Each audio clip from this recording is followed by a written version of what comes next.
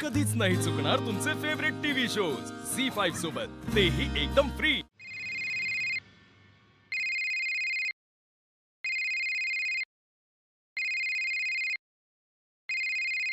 बाबांचा phone. Hello. हा वसुबाळा. हा बाबा, बोला ना. काही कळलं का? अगं हो, मी माहिती काढली आहे. लकी पुण्याच्या कुठल्या तरी एका मोठ्या जेलमध्ये आहे.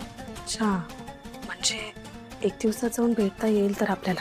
वसुबाळा, तू आकाशरावांना विचारलंस का? नाही म्हणजे प्लीज, माझं तुला पुन्हा एकदा सांगणं आहे की आकाशरावांना विचारल्याशिवाय तू कुठलंही पाऊल उचलू नकोस. बाबा नका काळजी करू, मी करेन हँडल. आणि असंही मी आकाशरावांना त्या गाडीने उडवलेल्या माणसाबद्दल सांगितलं, ज्यांनी मरताना लकीचं नाव घेतलं होतं. मग काय म्हणाले ते? त्यांचंही म्हणणं हेच आहे की खूप रिस्की आहे सगळं, आत्ता लकीला नको भेटायला. आणि बाबा मला असं वाटतं की आपण भेटलं पाहिजे, तरच गोष्टींचा उलगडा होईल. ठीक आहे, शेवटी काय तुझा निर्णय आहे तो. पण वसू, त्याला भेटायचं असेल ना तर तुला कोर्टाची रितसर परवानगी काढावी लागेल आणि पोलिसांना एक विनंती अर्ज पर एक पत्र द्यावं लागेल, तेही वकिलामार्फत. आणि हो, एक फॉर्म असतो तो भरून द्यावा लागेल. ठीक आहे बाबा, मी उद्या पोलीस स्टेशनला जाते आणि फॉर्म भरते आणि वकिलांना भेटून बाकीची प्रोसिजर करून घेते. मग आपण ठरवूयात कधी जायचं भेटायला ते. ठेवते. Okay, good night. Good night.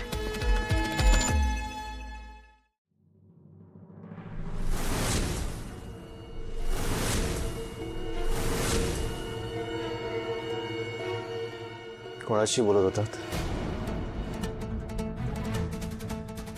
बाबांचा फोन होता. बाबांचा कॉल होता. पोलीस स्टेशन, कोर्ट, कुठली परमिशन पाहिजे तुम्हाला?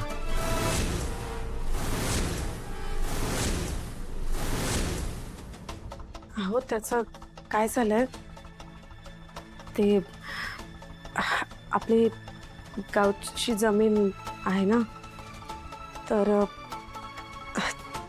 त्या गावच्या जमीन आणि घराच्या अगेन्स्ट एक पार्टी आहे, त्यांच्या विरुद्ध कंप्लेंट करायची होती आणि वकिलांकडून नोटीस घ्यायची होती.